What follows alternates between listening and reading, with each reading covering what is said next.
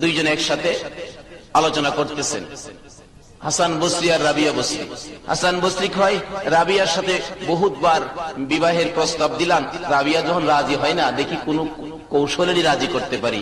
হাসান বসরি নামাজ পড়তেছে, নদীর পানির উপরে বিছনা বিছানা, পানি। ومن يضلله فلا هادي له وأشهد أن لا إله إلا الله وحده لا شريك له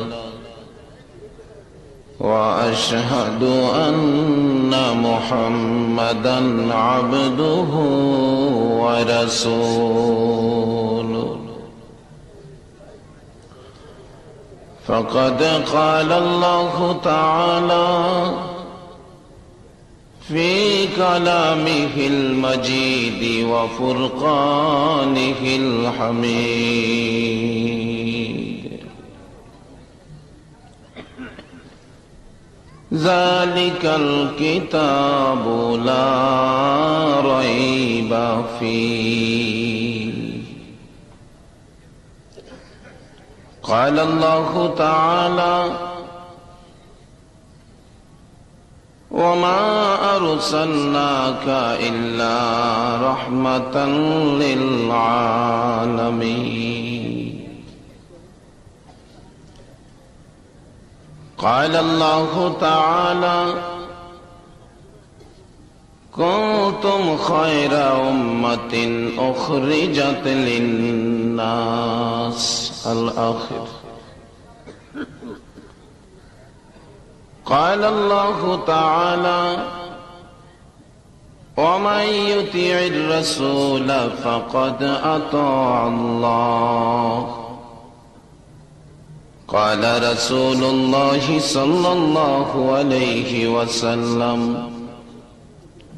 الصلاة مفتاح الجنة قال رسول الله صلى الله عليه وسلم الجنة تحت أقدام الأمهات قال الله تعالى في شان حبيبه صلى الله عليه وسلم إن الله وملائكته يصلون على النبي يا أيها الذين آمنوا صلوا عليه وسلموا تسليما اللهم صل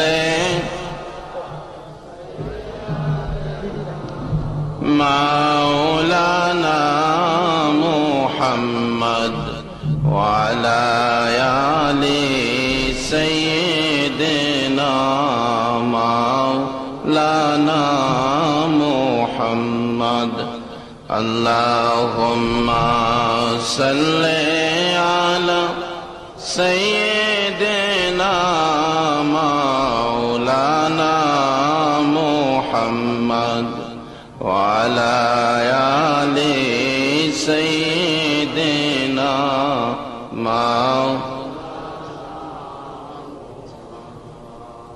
ওই দেখা যায় ধলি ওরে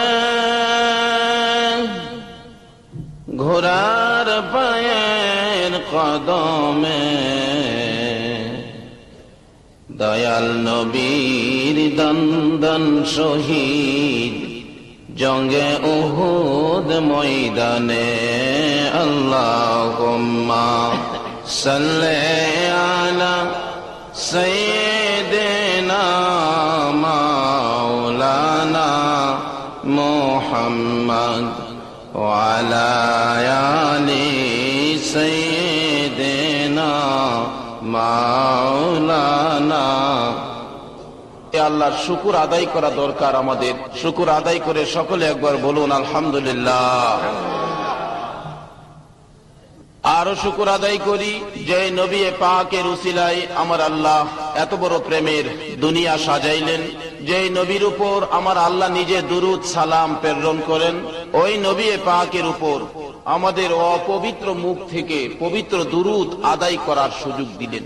আপনারা প্রশ্ন করতে পারেন, হুজুর আমাদের মুখ অপবিত্র কি করে হলো? এই ফিতনার যুগে যেদিকে তাকাই এদিকে খালি বেজাল আর বেজাল দেখি।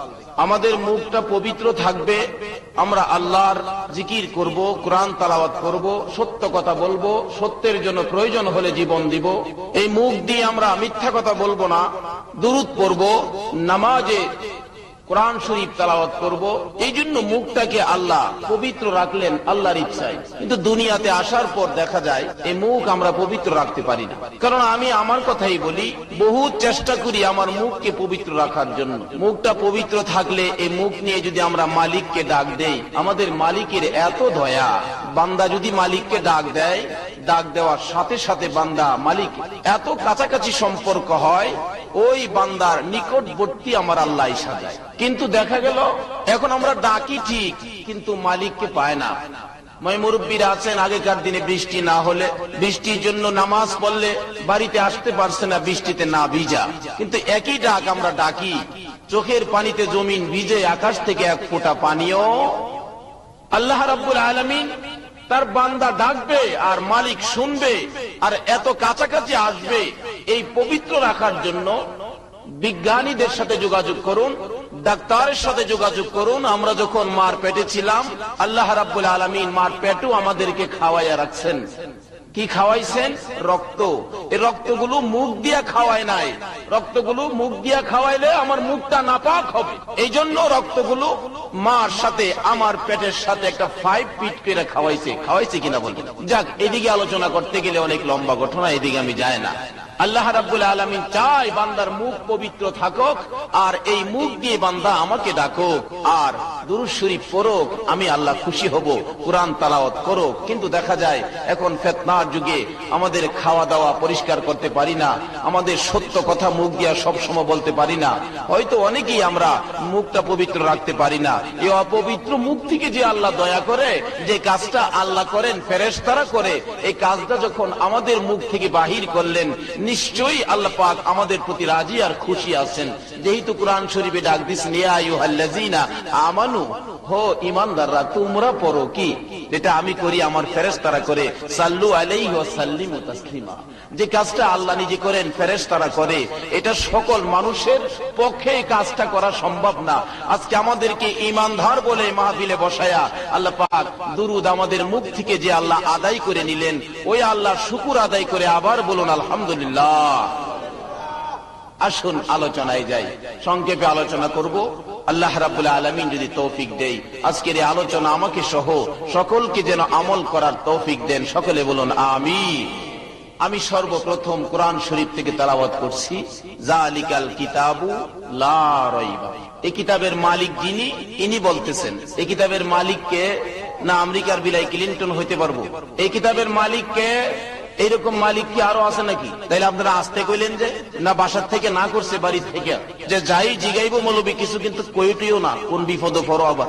এই কিতাবের মালিক কে? কিতাবের মালিক যিনি, ইনি ওয়াজ করতেছেন ওনার কিতাব নিয়ে, যালিকাল কিতাবু লা রাইবা ফি।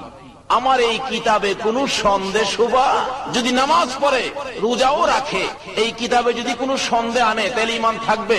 যেমন কাদিয়ানীরা সবকিছু করে সামান্য একটু অবিশ্বাস আনছে, তাদের ঈমান আছে? এই জন্য আল্লাহ আগেই বলতেছেন যালিকাল কিতাবু লা রাইবা ফি। আমার এই কিতাবে কোনো সন্দেহ বা যদি কেউ করে তাহলে তার ঈমান। আগে আলোচনার আগে আমাদের ইয়াকিন বিশ্বাস কি আল্লাহর এই কিতাবে কোনো সন্দেহ বা আছে? আর যদি কোন আছে, যেই মালিকে বলতেছেন এই মালিকের নাম হলো রাব্বুল আলামিন। ইনি রব, রাব্বুল আলামিন। আল্লাহ যে কেমন রব! আল্লাহ বলেন, হে দুনিয়ার মানুষ, হে দুনিয়ার সৃষ্টি, তোমরা কি আমাকে চিনছো? আমি যে তোমাদের কেমন রব। আমাদের দিকে লক্ষ্য করে আল্লাহ দয়াটা বুঝাইতে চায়। হে বান্দা, আমি যে কত দয়া তোমাদেরকে করি তোমরা কি জানো? তোমরা যখন মার পেটে ছিলা, বিনা ধর্মঘটে, বিনা হরতালে, বিনা আন্দোলনে তোমার মার পেটে কত আরামে আমি খাওয়াইছি। নাকি মার পেটে কেউ আন্দোলন করতে হইছে? চিন্তা নাই, ফিকির নাই, ঝামেলা নাই, মিশা নাই, খেতে লাইল কাটা নাই, মাপে কম দেওয়া নাই। আল্লাহ যে কত দয়া! আল্লাহ বলেন, আমি যে রব আমি এমনি হইছি না, আমি যে রবটা যে কত রব, কত বড় যে রব, আর রবের ক্ষমতা যে কত বড়। হে বান্দা, তোমরা কেন বুঝতে চেষ্টা করো? আল্লাহ রাব্বুল আলামিন বলতেছেন, আল্লাহ যে কেমন রং, তুমি যখন মার পেটে ছিলা তোমার কত আদর করে খাওয়াইছি, কোনো জায়জামের নাই, অ্যাক্সিডেন্ট নাই, প্রস্রাব পায়খানা নাই, আরামে রাখছি। যদি প্রস্রাব পায়খানা করতেই তো, বাচ্চাও যদি প্রস্রাব পায়খানা করতো, তাইলে তো মা জাতির কষ্টই হতো। তারা প্রস্রাব পায়খানার জন্য তারা এই সব সময় লেফটেনের ভিতরে বৈশা থাকতোই তো, একবার করতো নিজের, আবার বাচ্চার, আবার বাচ্চার, আবার নিজের। আল্লাহ বলেন কোনো কিছুই করাইলাম না, আরামে রাখলাম। আবার যখন দুনিয়ার জমিনে আসছো, আমি আল্লাহর মেহেরবানিতে, কি বলেন, কার মেহেরবানিতে? আল্লাহ দেখেন প্রত্যেকের মার বুকে একটা এমন একটা খাবারের ব্যবস্থা করছে, যে খাবারটার মাঝে আপনার সব কিছু আছে, গরম আছে, মিষ্টি আছে, তারপরে ওষুধের কাজও করে। বলেন একবার আলহামদুলিল্লাহ। আজকে তুমি ছেলে, কালকে হবে বাবা, পরশু হবে দাদা, তরশু তোমার গায়ে লাগবে কাফন সাদা। বাইরে আর দৌড় দিবার জায়গা নাই। আজকে ছেলে, কালকে বাবা হইছেন, পরে দাদা হইবেন, এরপরে প্রমোশনটাই আপনার গায়ে লাগবে কাফন সাদা। এর বাইরে আর দৌড় দিবার কোন জায়গা। আল্লাহ রাব্বুল আলামিন আল্লাহর নিজের কিতাবে নিজে ওয়াজ করেন, রাব্বুল আলামিন হইয়া নিজে ওয়াজ করতেছেন, কি তার বন্ধুর পরিচয় দেয়। আমি যার প্রেমে সব বানাইলাম, ইনি হলেন আমার বন্ধু রাহমাতাল লিল। আল্লাহ বলেন আমি রাব্বুল আলামিন, আমার বন্ধু হলো রাহমাতাল লিল আলামিন। এই দুই নামের সাথে যারা সম্পর্ক হইছে, এই দুই নামের সাথে যারা সম্পর্ক হইছে, তারা হলো কোরআনের ভাষায় কুনতুম খায়রা উম্মাহ। কি বলেন? যেই কিতাবে কোনো সন্দেহ নাই, এই কিতাবে যদি আপনার আমার কথা যদি উল্লেখ করা হয়, তাহলে কি আমাদের দাম বাড়লো না কমলো? এই মালিকের সাথে সম্পর্ক করে যাদের দাম বাড়ছে, যাদের প্রশংসা কোরআন শরীফে আসছে, যাদের দাম কোরআন শরীফে আইসা গেছে, আল্লাহু আকবার। এই মালিক যে কত বড়, এই মালিকের সাথে সম্পর্ক করে দেখুন, পাওয়ার যে কত বড়। খোলাফায়ে রাশিদিন খুলে দেখুন, হযরতে উমরে ফারুক রাদিয়াল্লাহু তাআলা আনহু যখন মদিনার শাসক, মসজিদে নববীতে জুমার দিন খুতবা দিতেছে, খুতবার মধ্যে হঠাৎ ডাকতেছে, ইয়া সারিয়াতু আল জাবাল, ইয়া সারিয়াতু আল জাবাল। তিনবার ডাক দিলে নামাজ শেষে মুসল্লিরা আরজ করেন, হে আমিরুল মুমিনিন, আপনি এই খুতবার মধ্যে আজকে তিনটা কথা বললেন, এই কথাটি তো নতুন শুনলাম, আর তো কোনোদিন বলেন নাই। উমর বলতেছেন, উমরে ফারুক রাদিয়াল্লাহু তাআলা আনহু বলতেছেন, দেখো সারিয়ার সেনাপতি মুসলমান সৈন্যদলিয়া পাহাড়ের উপরে উঠছে, নিচু দেশে 70 সেনারা লুকায়িত আছে। যদি সারিয়া সৈন্যদেরকে নিয়ে নিচে নামে, তাহলে তারা অতর্কিত ভাবে হামলা দিয়ে মুসলমান সৈন্যদেরকে দুনিয়া থেকে বিদায় করে দিবে। এই জন্য আমি এখান থেকে ডাক দিয়া তাদেরকে নিষেধ করলাম, পাহাড় যেন না ছাড়ে। এবার মুসল্লিরা আরজ করলেন, হে আমিরুল মুমিনিন, আপনি ডাক দিলেন, তারা কতটুকু দূরে আছে?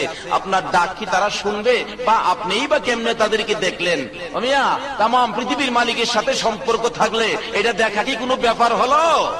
জবাব দেয় উমরে ফারুক রাদিয়াল্লাহু তাআলা আনহু, আমি দেখছি, দেখার পরেই তো আমি বললাম, হে আমিরুল মুমিনিন, তারা এখান থেকে কত দূরে আছে? মুসল্লিদের সামনে হযরতে উমরে ফারুক রাদিয়াল্লাহু তাআলা আনহু বলতেছেন, তারা এখান থেকে 1400 মাইল দূরে আছে।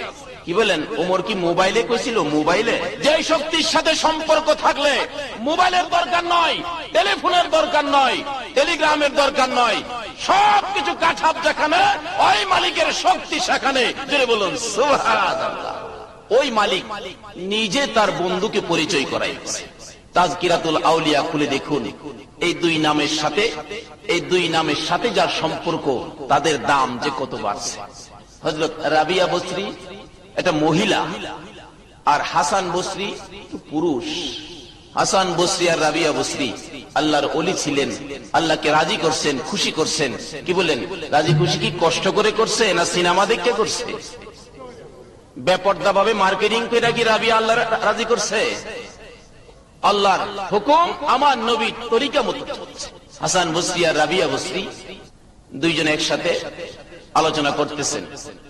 হাসান বসরি আর রাবিয়া বসরি। হাসান বসরি কয়, রাবিয়ার সাথে বহুতবার বিবাহের প্রস্তাব দিলাম, রাবিয়া যখন রাজি হয় না, দেখি কোন কৌশলেরই রাজি করতে পারি। হাসান বসরি নামাজ পড়তেছে, নদীর পানির উপরে বিছনা বিছায়, পানির উপরে নামাজের বিছনা বিছায়া দেহে রাবিয়া বসরি হাঁটতেছে, ডাকতেছে, রাবিয়া আসো, পানির উপরে নামাজের বিছনা বিছাইছি, নামাজটা পড়ি। এটা আশ্চর্য কথা না? কি বলে? ওখান যদি এরকম মানুষ দেখি, তাইলে তো বাপ ডাহা শুরু করুন, আপনি বাজান। এই যুগ আসেনি এখন, জানে না কিস্তা, নামাজ রোজা নাই, নবীর সুন্নত নাই, ফরজ নাই, বেটা কিছু করলেই এলাই বাজান। আর কাপড় যদি খুলতারে মাশাআল্লাহ, তেতইলার বিষয় নাই।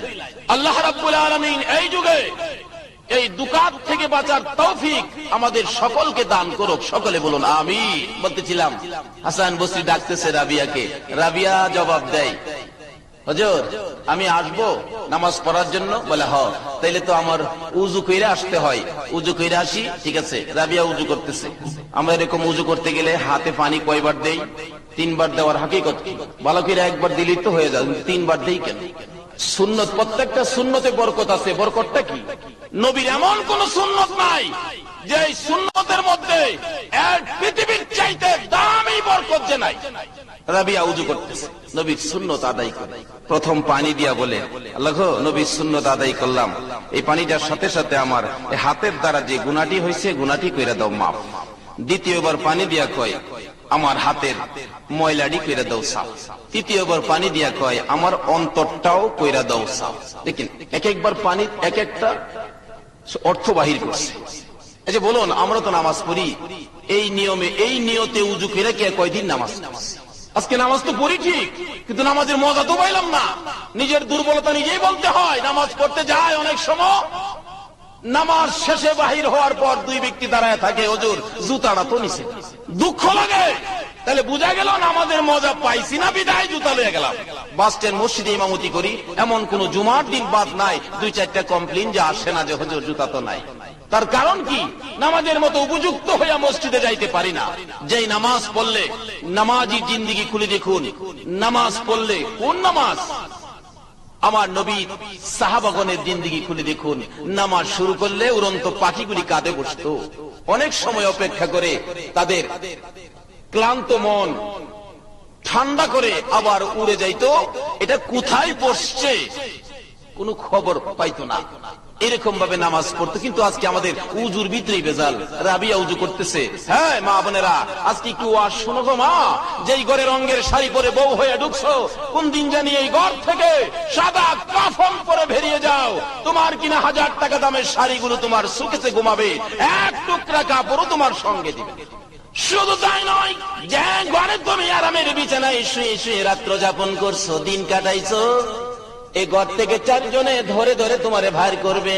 মা বোনেরা গো, তোমার বড় মেয়েটা ঘরের দরজায় দাঁড়াইয়া কাঁদবে বিনাইয়া বিনাইয়া, মারে আবার দেখার জন্য শত ডাকাডাকি করবি, শত কাঁদা কাঁদবি, কেউ আর তোমার মাকে ফিরাইয়া ঘরে আনবে না। কি বলেন, বাহির করলে কি আর কেউ আনে ঘরে?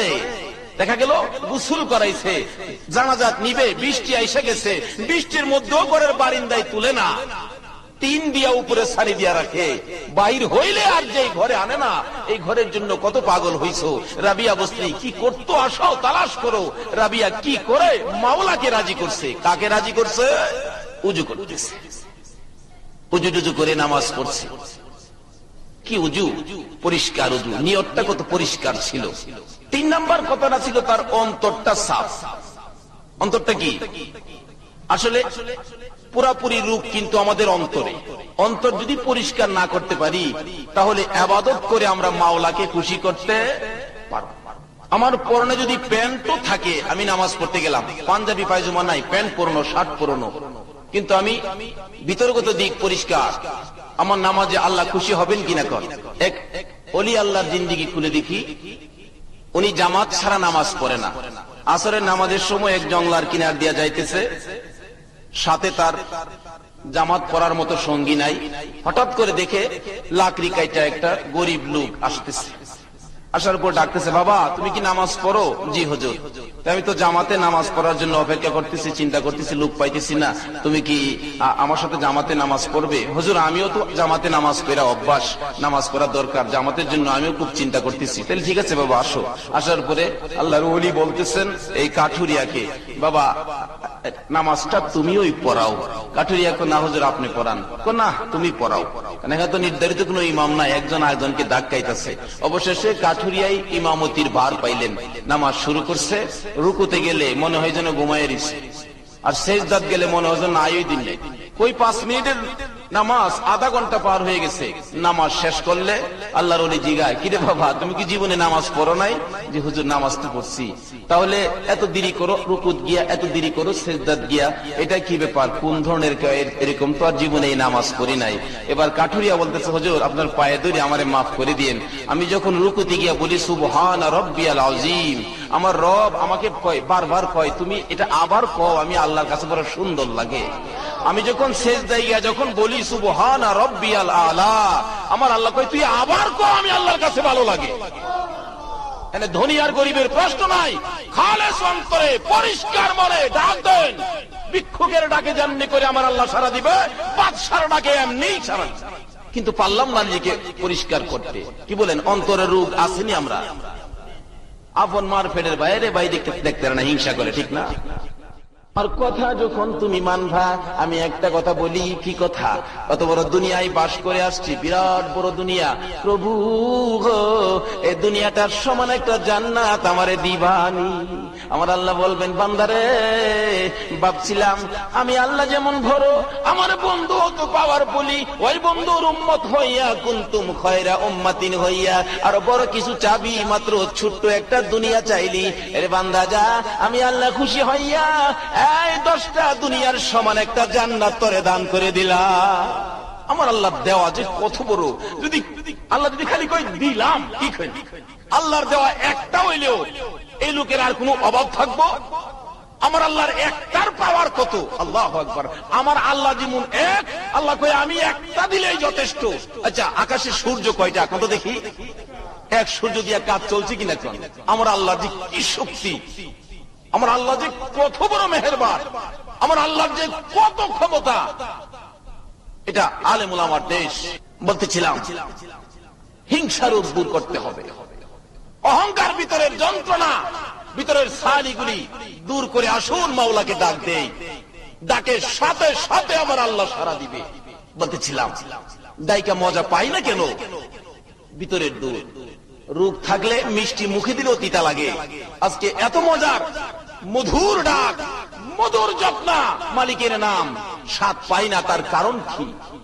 আজকে ইহুদি চক্র, খ্রিস্টান চক্র বাংলাদেশের ঘরে ঘরে তাদের তৎপরতা চালিয়ে বাংলাদেশের সোনার ছেলেদেরকে ঘর থেকে বের করে নিয়ে রাস্তায় নামায়া দিল। কিন্তু এই মালিকের দরবার থেকে কেমনে সরে গেলাম? শুধুমাত্র হিংসা, ভিতরের যন্ত্রণা, ভিতরের জ্বালা, ভিতরের ময়লা।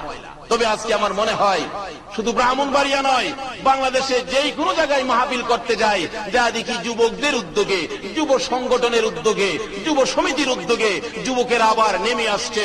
আমার মনে হয় ইহুদি চক্র বাংলার জমিনে যেমনি করে হাত বাড়াইছে, তাদের হাত ভেঙে দেওয়ার জন্য বাংলার যুবকের আবার বেরিয়ে গেছে। প্রয়োজন হলে টিপু সুলতানের মতো আবার তরবারি হাতে নিবে।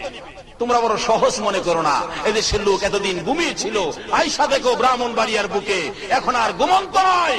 বাংলার তাওহীদি জনতা, বাংলাদেশের নবীর পাগল কালিমাওয়ালারা ঘুম থেকে জাগ্রত হয়ে গেছে।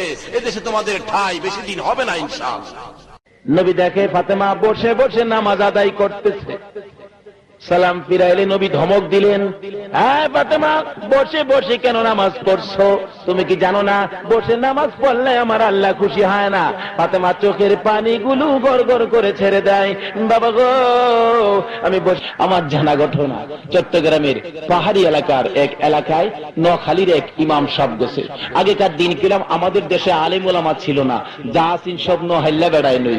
নোহালির বেড়া গিয়া দেখে বড় বড় ঘর, বড় বড় পয়সাওয়ালা, নামাজও জানে না, রোজাও জানে না, কিচ্ছু হারাই খবরই পাইছে না। এই খবরের তালেও নাই, খালি আছে রোজগারের তালে। ইমাম সাহেবুদ্দিন বলতেছে, আমিয়া রাত পয়া তো রমজান আইবো, রমজান আইতেছে, তোমরা রমজানের ইজ্জত করো, রোজা টোজা পড়ো, কয় না, নামাজ পড়ো, কয় না। তাই নামাজ যদি পড়ো না তবে জাহান্নামের আগুনে জ্বলবা। আমি আইতেছি কি, আমি রমজানের পরে আইসা তোমাদেরকে নামাজ শিখাবো, কিন্তু কালকার দিন পরে রমজান আইবো, রমজানের তোমরা ইজ্জত করো আর নামাজ শিখাবো আমি পরে আইসা। নোহালির ভাই সাহেব কেলাম এই কথা কই আই পড়ছে। নোহালির কেউ থাকলে আবার রাগ হইেন না, আমি আপনারা কইতাছি। বেচারা আই পড়ছে। আল্লাহর কুদরত, পরের দিন এই চট্টগ্রামের পাহাড়ি এলাকা থেকে জঙ্গলি এক বইস নাইমা আইতাছে। তো বইস দেখে হারা মনে করছে হুজুর যে কয়ে গেছে রমজান আইব। ঠিক আছে নি হিসাব। বড় বড় বললাম লইয়া গিয়া বই সেরে গেলাম ধরছে, ঘাইয়া নরম কইরা ফালাইয়া জব করছে। জবকিরা পিছে পিছে বাচ্চা আছেন, একটা বাচ্চাটারও ধরছে, দইরা জবকিরা গুজ বাইতে নিয়ে হলতে খায়া পরিষ্কার। ঈদের পরে ইমাম সাহেব আইছে, তোমরা রমজানের ইজ্জত করছো, আমরা যে কইছিলাম কথা সত্য, রমজান তো আইসিন, কি করছো? আমরা বলতে মিল্লা খাই লেছি। ইমাম সাহেব কও কি? হ্যাঁ কও কি না? আস্তাগফিরুল্লাহ আস্তাগফিরুল্লাহ করে আস্তাগফিরুল্লাহ খাইছি। বড়টা হইলো রমজান আর ভিতরে বাচ্চাটা হইলো ঘুমাইলে চলবো না হঠাৎ টাউন লাগবো।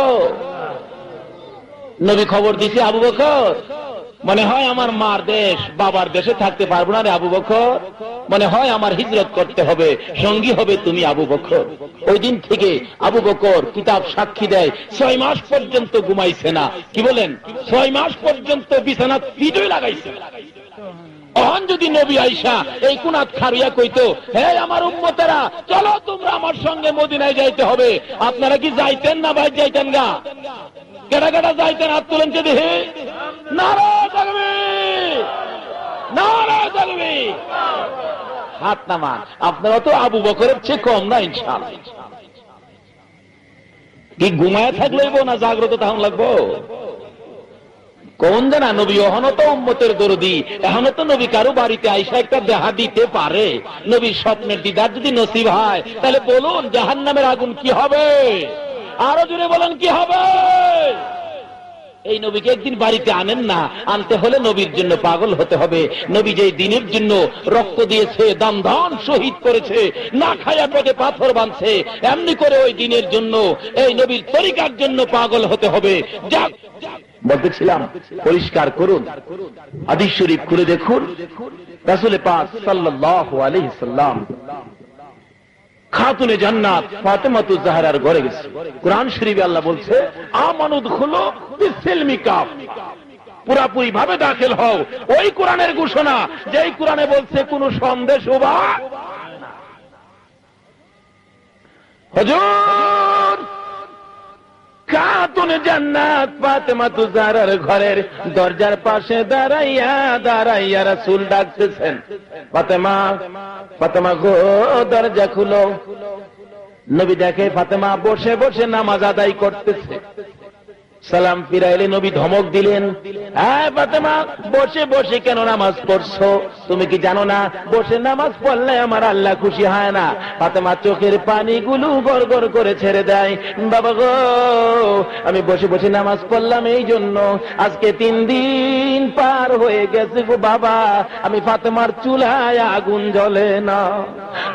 বাবা 3 দিন পর্যন্ত না খাইয়া থাকতে থাকতে আমি ফাতেমার শক্তি কমে গেছে, দাঁড়াইতে পারি না, মাথা চক্কর মারে বাবা গো, তারপরও আমি বসে বসে নামাজ আদায় করি, আল্লাহর একটা হুকুম হয় আমি ছাড়ি না।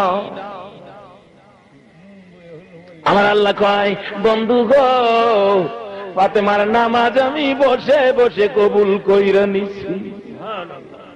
আরে মা বোনেরা ফাতেমার জিন্দেগি তালাশ করো। খাদিজাতুল কুবরা রাদিয়াল্লাহু তাআলা আনহা নবীর জন্য কানলে, ফাতেমা নবীর এতিম বাবারে আদর করবে বলে প্রতিজ্ঞা করলেন, ওয়াদা দিলেন। কিতাব খুলে দেখুন, খাদিজা বিদায় হওয়ার পর নবীজি মনের সকল দুঃখ ব্যথা ফাতেমার কাছে বলতেন। নবী যেদিন দুনিয়ার থেকে বিদায় হবে ওই দিন ফাতেমা নবীর পাশে বসা ছিলেন। ফাতেমা পাশে বসা, নবীজি খালি কান্দে, চোখের পানি গড় গড় করে পড়ে। ফাতেমা ডাকতেছে, আবু গো আজকে এত কান্দা কেন? কান্দতেছেন আমি জানতে চাই। কিছুক্ষণ পর নবী বলেন, ফাতেমা গো আমি কান্দি এই জন্য মনে হয় আমি আর বেশিক্ষণ দুনিয়ার জমিনে নাই। ফাতেমা এত আদর তুমি আমারে করতা গো, এত ভালো তুমি আমারে বাঁচতে হো। ফাতেমা, আমার চোখে যেদিন তুমি পানি দেখেছিলা, আমি যেদিন পাহাড়ের গুহায় উম্মতের মায়ায় সেজদায় পড়ে কাঁদছিলাম গো ফাতেমা, ওই দিন তুমি দিয়ে আমার পাশে যাইয়া এমনি করে ডাকছিলা। কিতাব খুলে দেখুন, নবী যেদিন উম্মতের মায়ায় পাহাড়ের গুহায় সেজদায় পড়ে কান্দে, আবু বকর ডাকতেছে মাথা উঠান, নবী শুনে না। আলী ডাকতেছে মাথা উঠান, নবী শুনে না। উসমান ডাকতেছে মাথা উঠান, শুনে না। উমর ডাকতেছে মাথা উঠান, নবী শুনে না। আরে ফাতেমা, ওই দিন দি তুমি আমার মার মতো দৌড়াইয়া আমার গানের কাছে মুখ লাগাইয়া ডাকছিলা, বাবা গো এমনি করে আর কাঁদো না গো বাবা, কথা দিলাম আমি ফাতেমার সকল নেকি তোমার উম্মতের জন্য দান করে দিব। এমনি করে ডাকলে তারপরেও বাবা তুমি মাথা উঠাইছ না, আজকে এমনি করে কেন কান্দো? বাবা গো যেদিন এমনি করে কাঁদছিলা, ওই দিন দিয়ে আমার হাসাইন আর হুসাইনকে তোমার দুই পাশে বসাইয়া বসাইয়া নানা নানা করে ডাকাইয়া তোমারে উঠাইছিলাম। ওগো বাবা, তারপরও তুমি এমনি করে কাঁদলে আমি মা ফাতেমা সইতে পারি না। নবী ডাকতেছে ফাতেমা, আর বেশিক্ষণ আমি দুনিয়ার জমিনে থাকবো না, সেই জন্য আমি কান্দি। কিতাব খুলে দেখুন ফাতেমা নবীর জন্য কেমনি করে পাগল ছিলেন। ওগো মা বোনেরা, এই ফাতেমার জিন্দিগি পড়ো, এই ফাতেমার জিন্দিগি ঘরে আনো। ফাতেমার জিন্দিগি, ফাতেমার আমলের একটা আমল যদি তোমার আমলে ফিট করতে পারো, হাশরের ময়দানে ফাতেমা তোমারে সারা জান্নাতে পাও দিবে না। বলতেছিলাম খাতুনে জান্নাত ফাতেমাতু জাহরার আমল কত পরিষ্কার ছিলেন। একদিন বলতেছেন ফাতেমা নবীজির কাছে যাইয়া, আব্বা আমি একটা কথা বলার জন্য আসছি। নবী বলেন, মা তুমি তো আসছো, আমার একটা কথার জবাব তুমি আগে দাও। কি আব্বা? তুমি যে আসছো, যে বুরকাটা পরে আসছো, মতান্তরে যে কাপড়টা, যে ওড়নাটা তুমি গায়ে দিয়ে আসছো, এটা সামনের ভাগে একটা ছেদ্র দেখা যায়, আঙ্গুলের মাথাটা ডুববে। হাদিস শরীফে বলছেন আঙ্গুলের মাথা ডুববে, এই পরিমাণ একটা ছেদ্র। এবার খাতুনে জান্নাত ফাতেমাতু জাহরার বুরগার মধ্যে নবী বলেন, ফাতেমা এই ছেদ্রটা কি বন্ধ ছিল না খোলা ছিল? এবার ফাতেমা বলতেছেন, আবু গো আমি ভিতরের দিক দিয়ে মুঠ ফিরে ছেদ্রটা বন্ধ করে আপনার বাড়িতে আসছি। নবী বলেন, ফাতেমা এই ছেদ্রটা যদি খোলা রাখা তুমি আমার বাড়িতে আইতা, এই ছেদ্র দিয়া যদি কোনো বেগানা পুরুষ তোমারে দেখতো, তুমি মারা গেলে আমি নবী তোমার জানাজায় শরীক হতাম।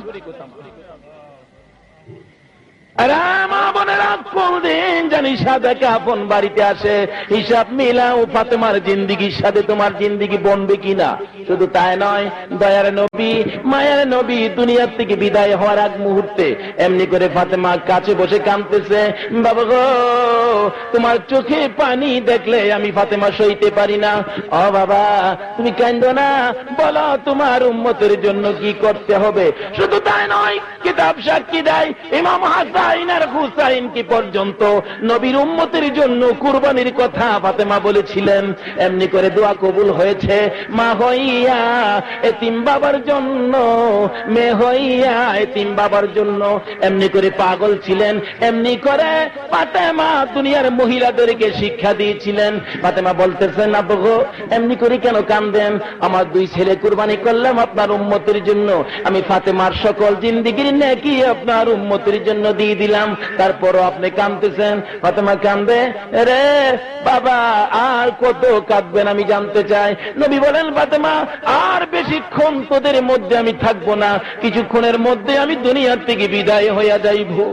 দয়ার নবী মায়ার নবী এমনি করে ফাতেমার সাথে কথা বলতেছে। ফাতেমা ডাকতেছে, আব্বু গো ও আব্বু, আপনি যেদিন হাসরের ময়দান কায়েম হবে, এদিন বিপদে পড়ে কান্দে থাকলে, আপনি বিপদে পড়ে চোখের পানি দিয়ে বুক বাসাইলে, আমি আমার মার কাছে বলে রাখছি আমি আমার এতিম বাবার আদর করব। বাবা গো ওই দিন যদি তুমি কান্দো, আমি ফাতেমা কই থাইকা তোমার আদর করব, তোমারে কোথায় পাবো আমি ফাতেমার কাছে বলে দাও। এবার নবী বলতেছেন, ফাতেমা গো হাসরের ময়দানে আমারে পাবে রে পুলসিরাতের কিনারে। বাবা পুলসিরাতের কিনারে যদি না পাই তাহলে কই পাবো বলে দাও। নবী ডাক দেয়, ফাতেমা গো পুলসিরাতের কিনারে যদি না পাও, যাইও মিজানের পাল্লার কিনারে। বাবা গো মিজানের পাল্লার কিনারে যাইও, যদি তোমারে না পাই কোথায় পাবো?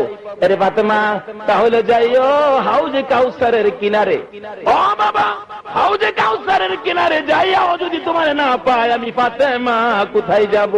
নবী চোখের পানিগুলো গড় গড় করে ফেলাইয়া কান্দে, ফাতেমা রে, তারপরেও যদি আমার না পাস, জাহান্নামের 7টা গেটের দরজায় যাইয়া দেখবে রে, আমি দয়ার নবী মায়ার নবী দাঁড়াইয়া রইছি।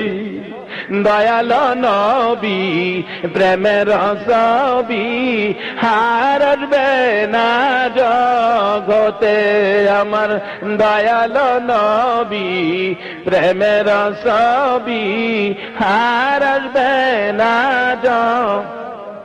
হাসর দিনে উম্মত বিনে, হাসর দিনে উম্মত বিনে যাবে না নবীজি বেহেশতে।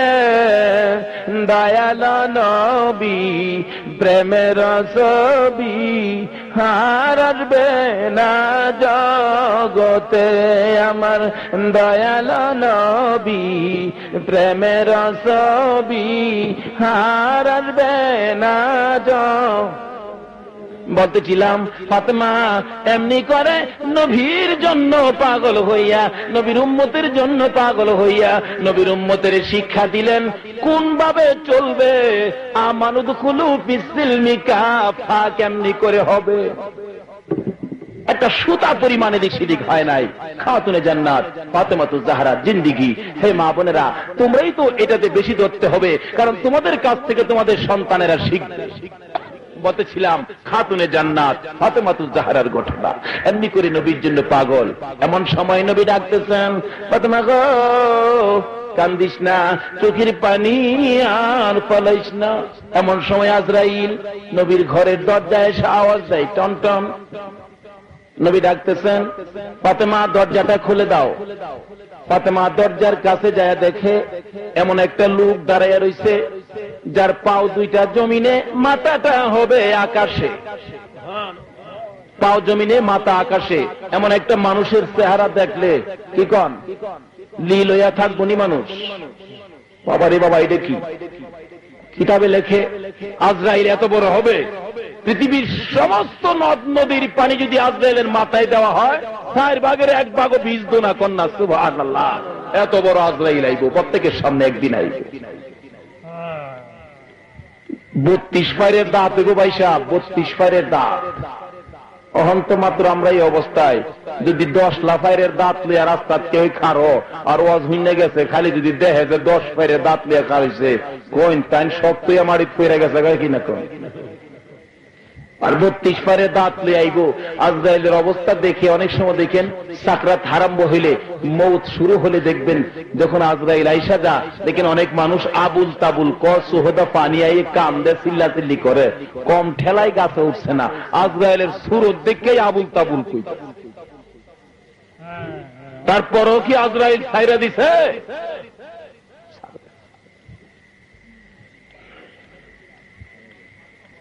বলতেছিলাম ফাতেমা বলতেছে, আব্বু এই লোকটারে তো আমি চিনি না, এত বড় লোক। নবী বলেন, ফাতেমা গো দরজা খুলে দাও, ইনি হলেন মালাকুল মউত, কিছুক্ষণের মধ্যে তোমারে এতিম বানাইয়া দিব। ফাতেমা চোখের পানি লইয়া দরজা খুলে দিলেন। বাবা গো, তুমি যদি দুনিয়ার জমিনে না থাকো, আমি ফাতেমা কারে বাবা কইয়া ডাকবো? ও বাবা, আমার আজাইন আর উসাইন পেটের কিটা লইয়া যখন গলা কাটা মুরগির মতো লাফাইতো, তোমার কাছে লইয়া গেলে তুমি না খাওয়াইয়া শান্ত করে দিতা। বাবা গো, আমার হাসাইন আর হুসাইনকে কে আদর করবে? নবীজি ডাকতেছে, ফাতেমা গো কান্দিস না, আমি দুনিয়ার জমিন থেকে এখন বিদায় হয়ে যাব। আজরাইল সামনে দাঁড়াইলে, নবীর সামনে বসলে, নবী ডাকতেছে, আজরাইল আমি বুঝি এখন বিদায় হব? আজরাইল রে, আমার উম্মতের কথা মনে হইলে আমার মায়া লাগে রে। আরে আজরাইল, আমি যদি এখন বিদায় হয়ে যাই, আমার গুনাহগার উম্মতেরা আমি নবীরে না পাইয়া কান্দে, আমার উম্মতের কি উপায় হবে আমি জানতে চাই। তুমি একটু বসো, আমার ভাই জিবরাইল আসো। সঙ্গে সঙ্গে জিবরাইল হাজির। ইয়া রাসূলুল্লাহ, কেন কাঁদতেছেন চোখে পানি লইয়া? কাঁদবেন না, খবর নিয়ে আসছি আল্লাহর পক্ষ থেকে, আল্লাহর সালাম, আমি জিবরাইলের সালাম গ্রহণ করুন। নবী গো, কাঁদবেন না, আমার আল্লাহ ওয়াদা করেছে আপনার উম্মত গুলো বেহেশতের উপযুক্ত না করে কবর দেশে ডাক দিত না। কন্যা সুবহানাল্লাহ। হুজুর কাঁদবেন না, আপনার উম্মত গুলো জান্নাতের উপযুক্ত না করে আমার আল্লাহ দুনিয়ার থেকে ডাক দিবে না। নবী তবু কান্দে। হুজুর কাঁদবেন না, আল্লাহ ওয়াদা করেছে, কসম খাইছে গো নবী তোমার সঙ্গে আসরের ময়দানে তোমার একটা উম্মত জাহান্নামে নিবে না। নবী ডাক দেন, জিবরাইল তাই যদি হয় রে, আমি বিদায় হব রে। আমার মা ফাতেমা কই? আমি ফাতেমার সাথে দুইটা কথা বলি। ফাতেমা নবীর কাছে আসলে ফাতেমা কাঁদতে কাঁদতে চোখের পানি দিয়া বুক বাসাইতেছে। কাছাকাছি আসলে ফাতেমা নবীর মুখের কাছে কানটা ডাইকা নিলে নবীজি কানে কানে বলছে, ফাতেমা কান্দিস না, আমি বিদায় হওয়ার পর মদিনায় আর কোন লোক মরবে না রে ফাতেমা। সর্বপ্রথম যিনি মরবে, যিনি আমি আমার সাথে দেখা হবে, ইনি হবে তুমি ফাতেমা। 6 মাস পরে তুমি মরবে, আমি নবীর সাথে সর্বপ্রথম দেখা হবে। কান্দো না, তোমার আগে আমি নবীর সাথে আর কারো দেখা হবে না। ফাতেমা কান্দা একটু কমালে নবী দুনিয়া থেকে বিদায় হয়ে গেছে। সমস্ত মদিনার মানুষের চোখে পানি, নবী নাই নবী নাই বলে। হাসাইন কান্দে, হুসাইন কান্দে, মা গো নানা কইয়া কারে ডাকবো। 6 মাস পর্যন্ত ফাতেমা কোনদিন একটু হাসি দেন নাই, শুধুমাত্র কান্দে, শুধুমাত্র কান্দে। কার জন্য? বাবার জন্য। এতিম বাবা দুনিয়া থেকে বিদায় হয়ে গেল, একদিন একটু হাসি দিছিলেন। কয়দিন? একদিন। হে মা বোনেরা, লক্ষ্য করে শুনো, ফাতেমার হাসির কারণটা কি? ফাতেমার হাসির কারণটা ছিল, দুনিয়ার থেকে বিদায় হওয়ার আগ মুহূর্তে ফাতেমার 6 মাস কাছাকাছি হয়ে গেছে। এই অবস্থায় মা আয়েশা সিদ্দিকা রাদিয়াল্লাহু তাআলা আনহাকে ডাইকে বলতেছেন, ফাতেমা, আম্মা আম্মা, আমি ফাতেমা যদি মারা যায় আমার লাশটা কবরে পাঠাইবেন কেমনে? আমারে পর্দার সহিত কি কবরে পাঠাইতে পারবেন? আমি যদি কবরে যাওয়ার সময় অন্যান্য মানুষের লাশের মতো আমার লাশটা উদাম করে লইয়া যায়, তাহলে মানুষ দেখা বলবে নবীর মেয়ে ফাতেমার লাশটা এত মোড়া ছিল, এত লম্বা ছিল, আমি তো বেপরদা হয়ে যাব। মা কেমনে পাঠাবেন?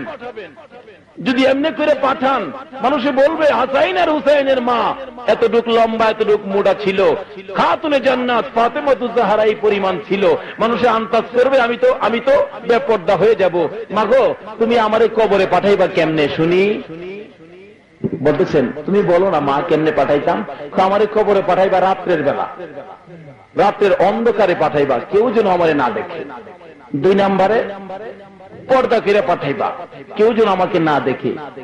মা কেমনে পর্দা করবা শুনি? আয়েশা বলতেছেন, খেজুরের ডাল কাইটা সোনের ঘরের মতো এরকম করম কুইপা কুইপা ছানি দিয়া বুঝাইছে, ফাতেমা তোমার লাশের উপরে দিয়া এমনি করে চাল বানায়া দিমু, খেজুরের গাছ, খেজুরের ডাল দিয়া, যেন কেউ দেখতেই না পা।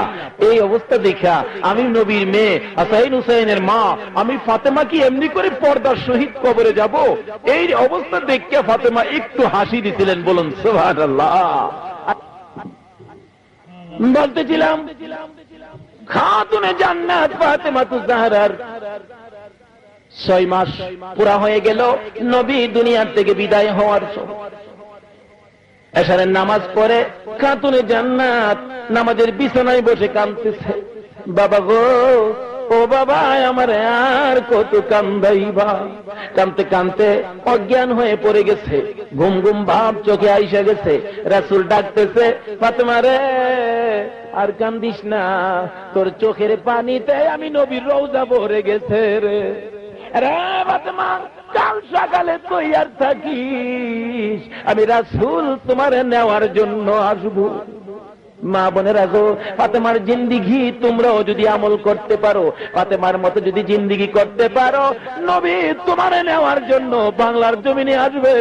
নবী যদি তোমার সঙ্গী হয়ে যায়, তোমার কবরখানি জান্নাতের বাগান হইয়া যাইব।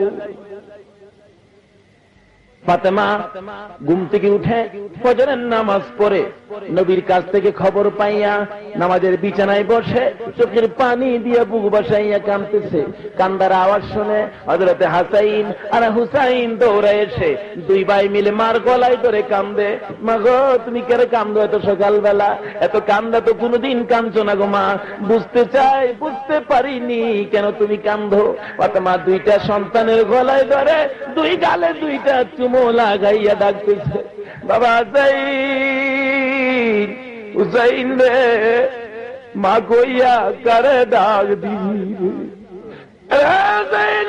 আরে হুসাইন, তোর নানা মদিনার থেকে আমারে ডাক দিছে, আর বলে আমি দুনিয়ায় থাকবো না। তোর নানা বলে কিছুক্ষণ পরে আসবে রে, আমি ফাতেমারে নেওয়ার জন্য, ফাতেমারে নেওয়ার জন্য আসবে। তোরা মা কইয়া কারে ডাকবি? হাসাইন হুসাইন কাঁদতেছে, মা দরদি হইয়া বাচ্চার দুই গালে চুমাইতেছে।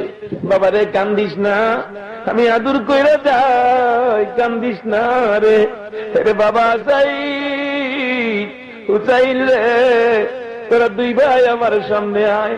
হাসাইনের মাথায় হাত বুলাইয়া ফাতেমা ডাকতেছে, হে হাসাইন, তোর নানা মারা গেছে রে, দুনিয়ায় নাই, কবরে ঘুমাইয়া গেছে রে। আরে হাসাইন, আমি ফাতেমাও বিদায় হইয়া যাইতেছি, তোর ছোট ভাই হুসাইন রে আদর করিস রে। ভাই কইয়া ডাক দিলে তুই আদর করিস রে। এমনি করে কাঁদতেছে, হাসাইন কান্দে, হুসাইন কান্দে। এবার ফাতেমা ডাকতেছে, বাবারে জীবনে কত গোসল করাইছি, গোসলের সময় পার হয়ে যাবে, তোমরা আর কেউ গোসল করাবে না। দুইজনের জন্য পানি আনলেন দুই কলস। হাসাইন কি গোসল করাইতেছে, হুসাইন কি গোসল করাইতেছে। মা দরদি হুসাইনের মুখের দিকে তাকাইয়া থাকে, হাসাইনের মুখের দিকে তাকাইয়া থাকে। হুসাইন একটু পাগলা কিসিমের ছোট ছেলে ডাকতেছে, মা গো, তুমি এমনি করে কেন তাকাইয়া থাকো? ও মা, তোমার যাওয়ার থেকে বোঝা যায় তুমি বুঝি আর আমরা দেখবা না, জীবনের শেষ দেখা বুঝি দেখতেছো। কান্দার আওয়াজ শুনে হযরতে আলী রাদিয়াল্লাহু তাআলা আনহু দৌড়ে আসলেন। ফাতেমা তুমি কেন কান্দো? হাসাইন কেন কান্দে? হুসাইন কেন কান্দে? হযরতে হাসাইন আর হুসাইন আলীর গলায় গিয়া ধরছে, বাবা গো, আমার মা বলে দুনিয়ায় থাকবে না, বলে দাও আমরা মা কইয়া কারে ডাকবো, কে আমরা আদর করবে? ফাতেমা ডাকতেছে, ওগো স্বামী আসো, বহুদিন তোমার সঙ্গে সংসার করলাম, যদি ভুল বেয়াদবি হয়ে থাকে ক্ষমা করে দিও, মাফ করে দিও। আমার বাবা আসতেছে আমারে নেওয়ার জন্য।